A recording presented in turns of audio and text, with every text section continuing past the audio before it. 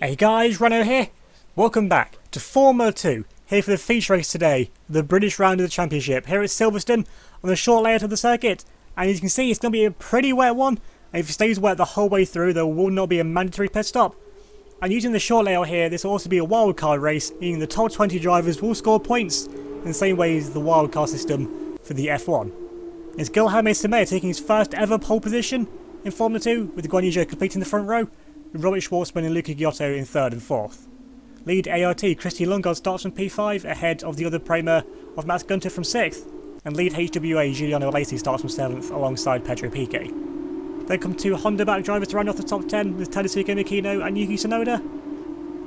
Felipe Drugovich just missing out on a place in the top 10, he starts alongside Artem Markelov. Jean Galeo starts from P13 alongside Callum Ilott, with championship leader Dan Ticktum only managing 15th place in qualifying. Sergei Sorokin starts from P16 alongside Roy Nissany, with Jan Drugler P18 alongside Marino Sato. You got the Campos of Jack Aitken starts down in P20, and if it finishes like this, the only two drivers not to score points in this race will be Marcus Armstrong and Louis Deletraz, who once again had a shock in qualifying and just couldn't get a lap together. Now for this race, we're following on board with the pole sitter for the first time in Formula 2, taking the 4 points to go with it to Guilherme Samaia. I imagine it must have gone for more of a low drag setup to try and get that pole position, because 4 points of pole, probably more than he scored in the race anyway. Now as we come to the 5 red lights for the start of the feature race here at Silverstone. It's lights out and away they go.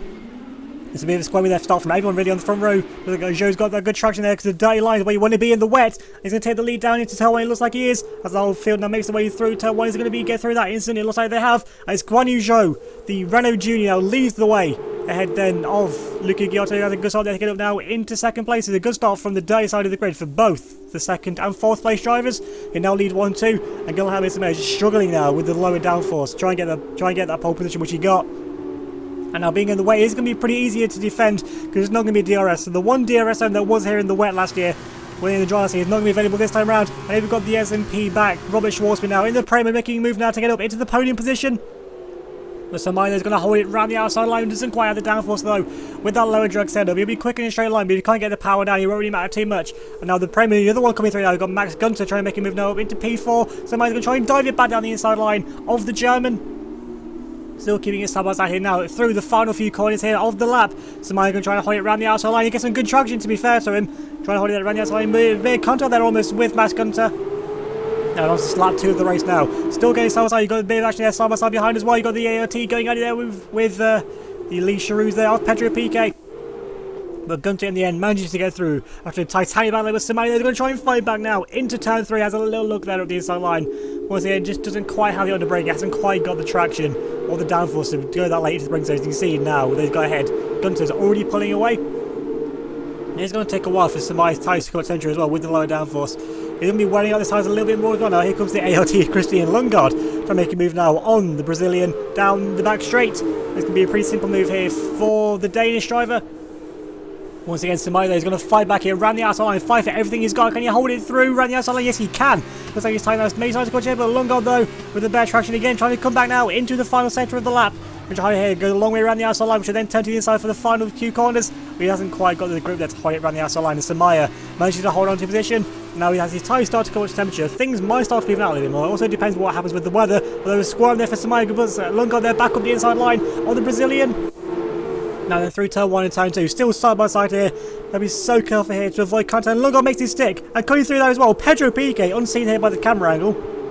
And Pedro Piquet makes a move on his fellow countryman Guilherme Samaia. Has gone from 1st to 6th or 7th in the space of 3 laps. So it seems the low drag setup there wasn't the way to go, but Jack Aitken down in P20, it's like the Camposes in general weren't working all too well around this circuit, so going for glory, securing 4 points may have been actually the way to go for Guilherme Samaia. He's now coming under pressure then from Giuliano Alesi in the Pink Panther HWA car, but Samaia is just about able there to hold it on the inside line of the Frenchman. But the Ferrari back, Giuliano Alesi once again coming back now into the final few corners, once again just not quite close over there to make a move on Samaia. I'm sure you've been seeing, will have been told that Samaia is weak here through the final few corners, trying to get the power down there with that lower drag car. But now then, on to lap 6. It looks like the rain may be slowing down a little bit because Samaia's gone purple through sector 2. which I'm sure has surprised everyone. The rain must be getting easing up now, maybe getting towards dry tyres, because there's no intermediates in Formula 2. It's either full wets or dry tyres, and it's the fastest lap of the race there for Samaya. So you know what? Maybe things are starting to even out. Campos may have read the weather correctly. And now we're still half the race left to go. Can Samaya make a comeback? Can Samaya gain back the 6 places he lost? Or will he's getting himself somewhere close to the podium? It's a green first sector once again, so the Brazilian now finding time, finding pace, as everything once again starts to even out, because the tyres will now be up to temperature. And maybe, just maybe, the straight line speed through sector 2 is starting to come into play here for Guilherme Samaya. Got about a second gap to Julian Alesi behind, and then you got a 2-second gap to catch up to PK in front. They're coming now they're down into the far side of the lap, running out a little bit wide, still not finding the optimum grip there. So, not losing out any time there to Julian Alesi behind. Starting to pull away, we're seeing it's a green sector 2, so still finding pace, but someone on this lap in front has gone faster, and there's this bunch of cars up in front. It's starting to be held up a little bit by Luca Chiodo. You've got Guan Yu Zhou pulling away out in front. And you got the high-tech if you got it. It's starting to be a little bit of a bottleneck now. It's coming along once again. It's another fastest lap of the race for Guilherme Samaya. And it will get, if it stands like this, he'll get the 2 bonus points, so he could be on for his biggest points haul yet in Formula 2 to date. They've still got leading in the way. And actually pulling away, he's pulling away a little bit lap by lap, not doing anything too drastic to try and pull ahead there of Chiodo. The 2 Premiers seems to be working really well here in the wet condition now, pushing Chiodo, who must have also gone for a lower drag setup. Struggling here in the wet, you've got Guan Yu Zhou pulling away. Now the Premiers here working very well in these wet conditions, it seems. They must have worked out for the low drag setup. Didn't quite get the track position they're looking for in qualifying. And with there only being one real overtaking opportunity down the straight, if you can get close enough, it might be a little bit difficult for Schwartzman and Gunther to make moves. This top hack though is definitely being held up there by the Italian. Then we've got Samaya now. If he can keep up this charge, keep the tyres alive in the window, he might still be a dark horse yet in this race for a podium, maybe even the win, if he can come back through the field. Although he's still got quite a few cars there. Cuda behind, looking to make a move behind Alesi. If he starts getting held up again by Guilherme Samaya, he's still got the entire grid here separated by the entire back track, so there's really not any field spread whatsoever. Then you've got the 2 MP cars there running together. Ahead then of championship contender Artem Markov, then the 2 Dams cars. With Dan Tatum there still stuck here behind his teammate Sean Galeo. I'm sure there might be a few team orders later down the line to swap them 2 around if it comes to it. And we've got the other Uni Virtuosity buried in the pack there, Callum Ilott, ahead of the other high-tech of Sergei Sorokin. Then we have the other Carlin of Jay Hunter, who hasn't managed to make much progress from the start. Then you've got the 2 Trident struggling from the early season pace. There you got, still got Sato and Nisani there, line astern. Followed then by Jack Aitken in the other Campos. And then down in 25th place still. Not being able to go anywhere yet, the Ferrari backs Marcus Armstrong. And then falling away now in last place, Louis Delatraz. I don't know what's going on with Delatraz this year. He's shown at times, he's had pace. He's had better pace in races than in qualifying. But whatever's going on with him at Charouz this year just really isn't working out all too well. And now onto lap 10, Samaya still with the fast lap, going to go for a move. On his line, now his countryman Pedro Piquet has a little bit of a look there, side by side with Pedro Piquet. Maybe they're not quite close there, hasn't quite got the grip still, just to hold it through. But now onto the back track, this is where he can try and make a move, this is where he can use that speed to his advantage, use the track speed, but he doesn't quite get as good a run as what Alesi does behind now. We've got the Frenchman there who's been biding his time, and now Alesi's going to make a move on Samaya, coming down now into the nest, left-hander. Trying to mistake, and he does make a stick there, and he makes it ahead of Guilherme Samaya. Now, is this Alesi's time to shine? As he's been sitting back, saving his tyres there behind the Brazilian. As he got past one, can he get past the other one up in front? As it's still now, was this a 10+ car battle here for second place on the podium, and the more these cars fight, the more Chiodo is able to hold up both Premier cars, who I'm sure on paper right now would be the fastest cars on the track in clean air. But someone is going backwards now, looks to be Samaya, so maybe his tyres have gone out the window again. The rain got heavier, then he got Soda looking to make a move, and no, it wasn't quite close for there to make a move on Samaya through turn 1 and turn 2. On the run now into turn 3, and he's still got Snow there, riding behind, but still, to be fair to Samaya, he's coming back, he's got a strong pace through sector 1, just letting the tyres maybe go for a little bit, maybe having to push his tyres too hard now. If we're not making pits on this race, while using all the track that he can, gets a little bit squirmy there, maybe gets too far off the track, and he's lost momentum now to Giuliano Alesi up in front. He's got even vulnerable now to Yuki Tsunoda, but not quite down the straight, so he's still got enough of a gap to the Red Bull backed Honda Junior. Yuki Tsunoda there, who's being heavily linked already with an Alpha Tyre drive next season, because Honda, they're keen to get a driver back in Formula 1. That's why they brought McKenna back over from Super Formula, put him in the MP car to see what he can do this year as well, alongside Marino Sato in the Trident as well. We still got Giotto leading this train of cars. It's just getting bigger and bigger now. This train of cars, it goes all the way down to about 14th or 15th place. This group of cars is fighting over the podium. All it takes is one thing to go wrong, and it's going to be a massive wipeout crash potentially. Looks somebody though still keeping it fairly in touch with the cars in front of me. He's going to be losing time now. The tyres, the rain does seem to be getting heavier once again. He misses the apex there in turn 3 a little bit. His first part of the lap does seem to be Weston Meyer's strongest, but he's going to need a good run now down this back straight, as Tsunoda's the closest he's been so far, and he's right in behind the back now of the Campos. And as he's got the traction there, got that good downforce as well, and he's just going to breeze past the Campos down this straight now, and we're going to move there from the MP as well. Got Mikita trying to make a move on the inside line as well, keeping his side by side now with the Brazilian there and the Japanese driver again. Side by side, the Honda Junior, as May doesn't actually have Academy backing at the moment. And now he's going to lose out there. He can slide now. He can slide out into an orange car sandwich. It's the MP sandwich. Got Djokovic behind. And got McKinney there up in front. It looks like Tsumaya's tyres must have gone off now. The rain getting heavier. But whatever window Tsumaya found for those couple of laps really just seems to have gone away again now. Making an easy move there. Got Djokovic there. As I said, I think Tsumaya actually just pulled out of the way and let him go through. Tsumaya has he got a car issue after all this time? I mean, Campos has been so unreliable this season. Tsumaya once again looks to be struggling. He's pulling out of the way of Markov, still keeping it pretty good through the corners. But has he got some sort of gear sync issue? Down on power? I'm not quite sure because all these cars there, they are specs. So it's going to be like one car's going to have one advantage over the other. But whatever Campos have done with setting up their cars this season, they really haven't found the operating window. And that is such an easy move for Markov. He just breezes past Tsumaya, who's basically might not even be on the track in a couple of laps. Then you've got the dams there of Sean Galile making a move through as well. So Tsumaya dropping down the order. But if he just keeps himself inside the top 20, he'll still be scoring a point from this race. And then up behind Tsumaya now is coming into this race the championship leader, Dan Ticktum. As he got Tsumaya there weaving the rest. Maybe he's got some sort of fuel flow issue, maybe trying to weave it around, trying to bring something back to life. You usually only weave when you're running out of fuel or if your tyres are stone cold. It might be a combo with the two. Now it's Dan Ticktum now coming round behind the back now of Tsumaya. You got Ayla there as well. Possibly look to make it through. He's going to make a move. He's lost on the rear. He makes contact with Ayla and he's into the wall. The championship leader spun round into the wall now. Dan Ticktum facing the wrong way in the middle of the track now into turn 1, having to do a 3-point turn. The championship lead now with only a few laps of the race left to go. Dan Ticktum, he's managed to find a gear, he's managed to keep the engine running. So a good job to the Brit there to keep it going, but in his home race crashes out. And is that going to cost him at the end of the race the championship lead? You got Guan Yu Zhou bringing himself back into this. You've got both Prama's looking strong as well. Got Luca Giotto up there as well. So Dan Ticktum is going to be a nightmare race here for the damage driver. Already didn't have a good qualifying to start with. And he's going to have to pit for a new front wing. Has any chance of him scoring points now? Absolutely gone. Unless the safety car comes out. But I don't think I think there's enough time to clear that debris.